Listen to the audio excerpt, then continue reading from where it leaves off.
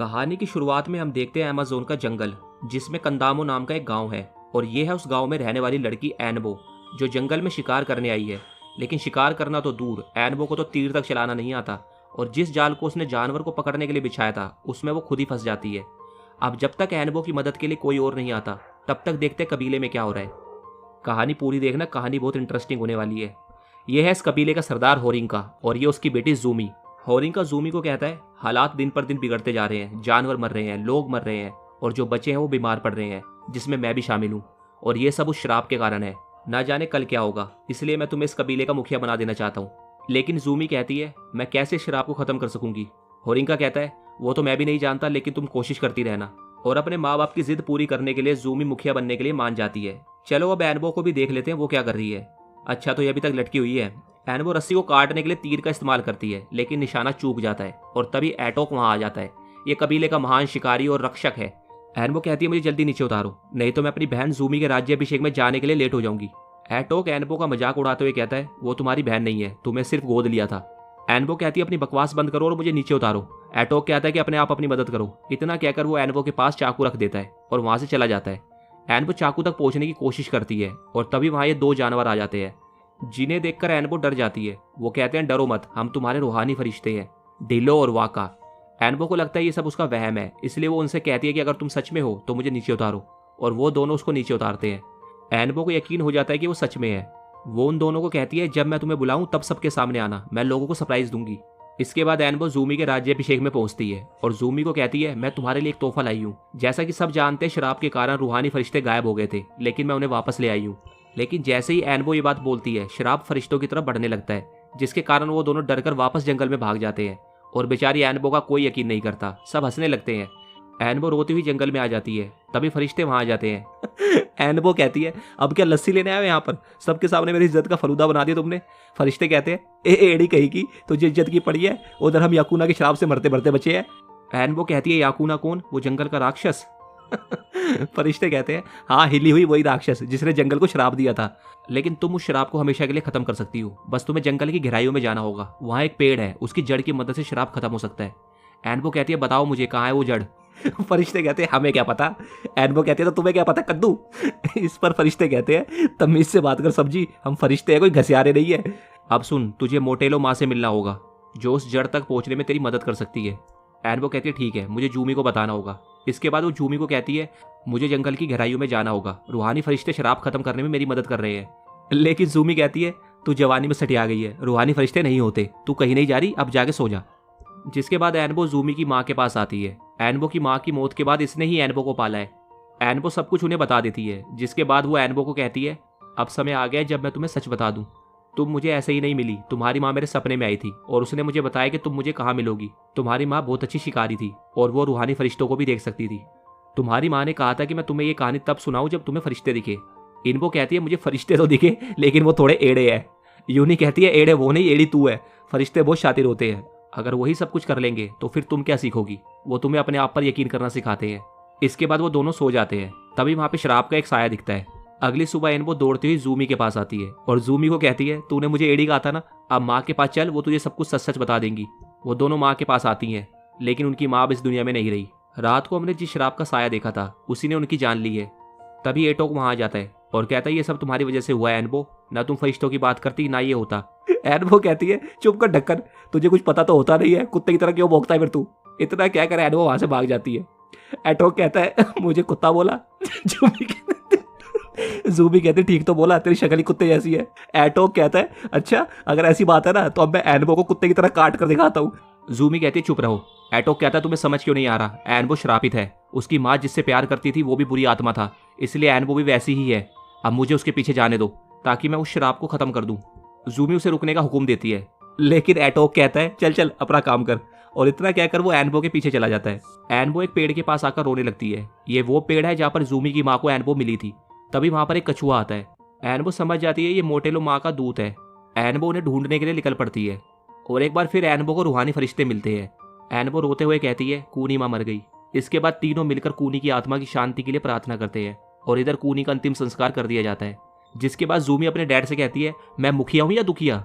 उसके डैड कहते हैं, क्या हुआ। जूमी कहती है अटोक मेरी बात नहीं मानता, वो पागल हो चुका है, उसे लगता है कि एनोबो श्रापित है और वो उसके पीछे गया है। उसके डैड कहते हैं तुम मुखिया हो, सिपाहियों को लो और अपनी बहन की रक्षा करो। जूमी एनोबो को ढूंढने निकल पड़ती है। और इधर आगे बढ़ते हुए रूहानी फरिश्ते एनोबो से कहते हैं हमें भूख लगी है, हमें फल तोड़ कर दो। एनोबो कहती है मगर मेरे पास तीर नहीं है। फरिश्ते कहते हैं तू एक काम कर, तू चूरन बेचना शुरू कर दे, शिकारी बनना तेरे बस की बात नहीं है। वो तीर की जगह एनोबो को एक ईख तोड़ कर देते हैं और कहते हैं इससे निशाना लगाओ, लेकिन एनोबो तीर नहीं चला पाती। फरिश्ते जोर जोर से हंसने लगते हैं। एनोबो कहती है इसमें हंसने की क्या बात है, ईख से कौन निशाना लगा सकता है। फरिश्ते कहते हैं ईख हो या फिर तीर, क्या फर्क पड़ता है, बात है अपने आप पे यकीन करने की। जिसके बाद फरिश्ता ईख की मदद से एनोबो को फल तोड़कर दिखाता है और कहता है देखा अर्जुन के बाद कोई है मेरे जैसा तीर चलाने वाला। इसके बाद वो एनोबो को एक खूबसूरत तीर बनाकर देते हैं। एनोबो को तीर बहुत पसंद आता है, वो कहती है मैं इसको कभी नहीं चलाऊंगी। फरिश्ते कहते हैं एक दिन तुम्हें इसे चलाना पड़ेगा। इतना कहकर वो तीर वापस ले लेते हैं और कहते हैं वक्त आने पर हम तुम्हें तीर दे देंगे। इसके बाद एनोबो कहती है चलो हमें ग्रेट रिवर तक पहुंचना है। तीनों आगे बढ़ते हैं। काफी दूर चलने के बाद उन्हें आकाश में काला धुआं दिखता है, जिसे देखकर फरिश्ते कहते हैं ये तो याकून राक्षस की पहचान है। एनोबो अकेली धुएं की तरफ बढ़ती है। फरिश्ते कहते हैं एड़ी कहाँ जा रही है, वापस आ, लेकिन वो नहीं मानती।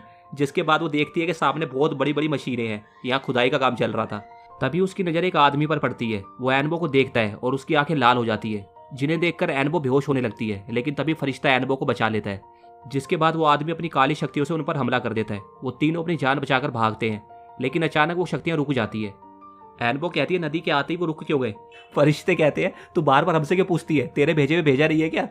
एनोबो कहती है शायद वो पानी में रहने वाली किसी चीज से डरते हैं, शायद मोटेलो माँ से। फरिश्ते कहते हैं क्या बात है, थोड़ी सी बेइज्जती क्या करी, दिमाग चलने लगा। एनोबो कहती है जरूर मोटेलो माँ पास ही कहीं होगी, और वो अकेले ही उन्हें ढूंढने के लिए आगे बढ़ती है। कुछ देर बाद वो पानी पीने के लिए रुकती है। तभी उस पर वार होता है। एटोक ने उसे पकड़ लिया था। एनोबो कहती है दिखा दी ना अपनी सुअर वाली औकात। एटोक कहता है कभी कुत्ता कभी सुअर, मैं या तुझसे बेइज्जती करवाने नहीं आया, समझी ना। मैं तेरी माँ से प्यार करता था, मगर उसने मुझसे कभी प्यार नहीं किया, वो भी मेरी बेइज्जती करती थी। एनोबो कहती है तू है ही बेइज्जती के लायक। तभी हलचल होने लगती है। एनोबो एटोक से बचकर भागती है और पेड़ से नीचे एक गहरी खाड़ी में गिर जाती है। यहाँ उसे वही कछुआ मिलता है जो जंगल में मिला था। वो उसका पीछा करते हुए एक बहुत खूबसूरत जगह पहुंचती है और तभी एनोबो के सामने मोटेलो माँ आती है। एनोबो कहती है आपको जंगल को बचाना चाहिए, आप ही है जो शराब को खत्म कर सकती है। मोटेलो कहती है वो मैं नहीं तुम हो, तुम्हें नहीं पता पर तुम बहुत खास बच्ची हो। एनोबो कहती है कद्दू की खास हूं मैं, मुझे तीर तो चलाना आता नहीं है। मोटेलो कहती है कोई बात नहीं, तुम सीख जाओगी। अब सुनो, जिस पेड़ के नीचे तुम मिली थी वो तुम्हारी माँ का पेड़ है, उसकी जड़ें बहुत पवित्र है। तुम्हें उन जड़ों को एक पवित्र छुरे से काटना होगा जो कि आसमानी पत्थर से बना होगा। उसके बाद वो एनोबो को अपने सर पर चढ़ने को कहती है। एनोबो देखती है सामने एक ज्वालामुखी है। मोटेलो कहती है वहाँ प्लेजो रहता है, उसको ढूंढो, उसके पास वो पत्थर है, लेकिन वो तुम्हें यूं ही पत्थर नहीं देगा, तुम्हें उसके लिए कुछ मीठा ले जाना होगा। इसके बाद एनोबो ज्वालामुखी की तरफ बढ़ने लगती है, लेकिन काफी दूर चलने के बाद वो थककर गिर जाती है। तभी रूहानी फरिश्ते वहां आ जाते हैं। वो कहते हैं हमें पता है कि मोटेलो माँ ने प्लेजो के लिए कुछ मीठा ले जाने को कहा है, तो देखो ये रहा वो पेड़ जिसकी पत्तियां मीठी है। वो कहती है ठीक है फिर मैं 2-4 पत्तियां तोड़ लेती हूँ। फरिश्ते कहते हैं एड़ी चिड़िया का बच्चा नहीं है, वो 2-4 पत्तियां खाएगा, पूरा पेड़ ले जाना पड़ेगा, पागल सी। एनोबो कहती है मगर मैं पेड़ कैसे ले जाऊंगी। फरिश्ते उसके लिए एक गाड़ी बनाते हैं और उसमें पेड़ को रख देते हैं और एनोबो से कहते हैं अब ले जाओ। एनोबो कहती है तुम दोनों गांजा वांजा पीते हो क्या, मैं अकेले इसको कैसे खींचूंगी। फरिश्ते कहते हैं ठीक है सड़ मत, हम तेरे साथ चलते हैं। तीनों गाड़ी को खींचते हुए ज्वालामुखी तक ले जाने लगते हैं, लेकिन तभी गाड़ी ढलान से फिसलकर नीचे आ जाती है। और इधर जंगल में एटोक को वही आदमी मिलता है जो एनोबो को दिखा था, और दूसरी तरफ जूमी एनोबो को ढूंढने में लगी है। तभी उसे वहां एटोक दिखता है। वो उस आदमी से जूमी को मिलाता है और कहता है ये डेविड है। जूमी कहती है आप कौन है और इस जंगल में क्या कर रहे हैं।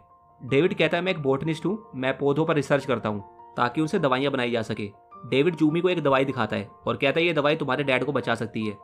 जूमी कहती है तो फिर हमारे साथ हमारे कबीले चलिए, लेकिन मुझे ये समझ नहीं आ रहा आप हमारी मदद क्यों करना चाहते हैं, आपको क्या चाहिए। डेविड कहता है मुझे ये जानना है जो सोने का हार तुमने पहना है उसको बनाने के लिए तुम्हें सोना कहाँ से मिला। जूमी कहती है आप मेरे डैड को ठीक कर दीजिए, मैं आपको वो जगह दिखाऊंगी जहाँ से आप खुद अपने हाथों से सोना निकाल सकते हैं। इसके बाद वो कबीले की तरफ निकल पड़ते हैं और दूसरी तरफ इनबो और फरिश्ते आखिरकार पेड़ लेकर ज्वालामुखी पहुंच जाते हैं। यहाँ इन्हें एक बहुत बड़ा स्लोथ मिलता है, यही प्लेजो है। वो एनबो से पूछता है वो यहाँ क्यों आई है। एनबो कहती है मुझे मोटेलो माँ ने भेजा है और मुझे वो आसमानी पत्थर चाहिए। प्लेजो कहता है मगर मैं तुम्हारी हेल्प क्यों करूँ। एनबो कहती है मुझे पता था तो जरूर ठूसने के लिए कुछ मांगेगा, वो देख तेरे लिए मीठा पेड़ लेकर आई हूँ, ठूस ले उसको। प्लेजो कहता है ठूसना क्या होता है, क्या होता है ठूसना, तमीज नहीं है बिल्कुल भी, बुजुर्गों से कैसे बात करते हैं। इसके बाद प्लेजो उसे पत्थर दे देता है। एनबो कहती है इसको छुरे में कैसे बदला जा सकता है। प्लेजो कहता है तुम नहीं कर सकती, मैं करूंगा। वो उस पत्थर को चबाकर उसे वापस दे देता है। अब ये एक छुरे की तरह था। इसके बाद वो पेड़ खाने लगता है। पेड़ खाने के बाद प्लाजो कहता है अब तुम्हें यहाँ से जाना चाहिए। तभी वो देखते हैं कि लावा फटने लगा है। एनबो प्लाजो से उसका पंखा मांगती है और उड़ते हुए अपनी माँ के पेड़ के पास पहुंचती है। एनबो पेड़ से बातें करने लगती है, लेकिन तभी जूमी वहां पर आ जाती है और कहती है जल्दी चलो, मुझे तुम्हें कुछ दिखाना है। और रूहानी फरिश्ते भी उनके पीछे चले जाते हैं। जूमी कहती है देखो एनबो, बाबा ठीक हो गए। डेविड ने इन्हें ठीक कर दिया और अब वो बाकी कबीले वालों को भी ठीक कर रहे हैं। तभी डेविड वहां आ जाता है। एनबो उसे देखकर वहां से भाग जाती है। जूमी उसके पीछे आती है और कहती है ये क्या बदतमीजी थी। एनबो कहती है ये याकून है इंसान के वेश में, मैंने उसे देखा था। जूमी कहती है तेरा दिमाग सटक चुका है, दफा हो जाए यहाँ से। एनबो अपना सामान पैक करने लगती है। तभी वहाँ डेविड आ जाता है। एनबो कहती है दूर रहो मुझसे, और वो वहाँ से जंगल की ओर भाग जाती है। फरिश्ते छत से ये सब कुछ देख रहे थे।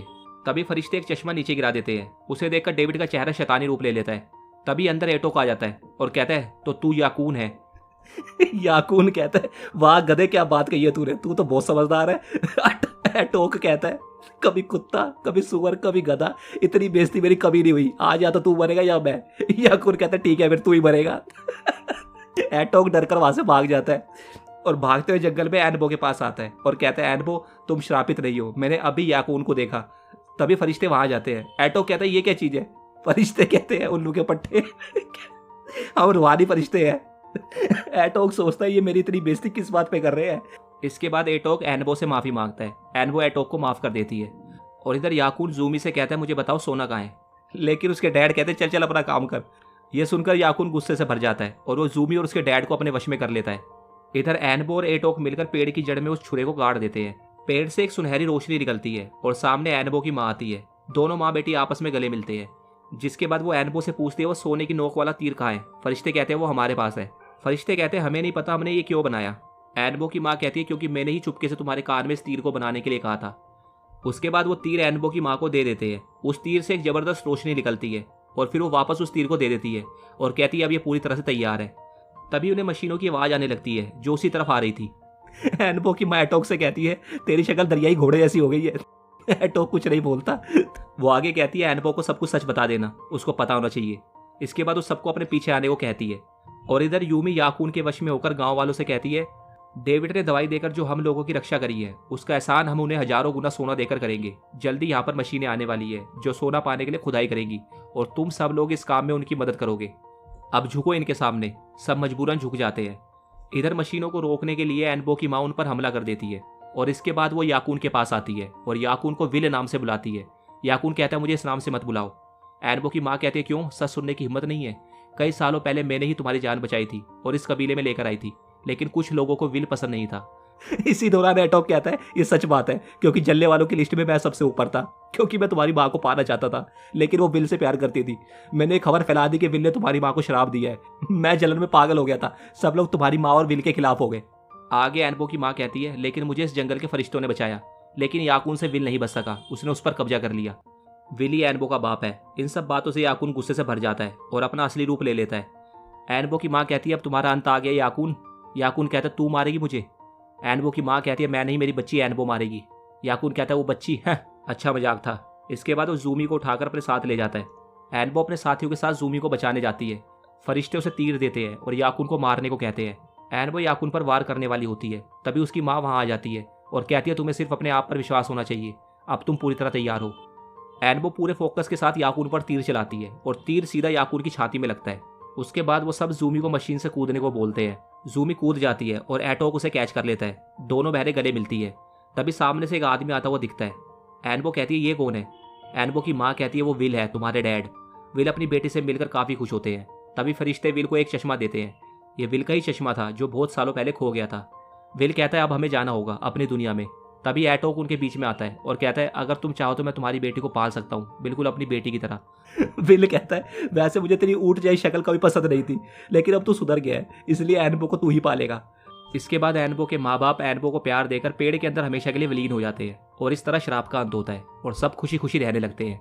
तो बस फिर यही होता है इस कहानी का अंत।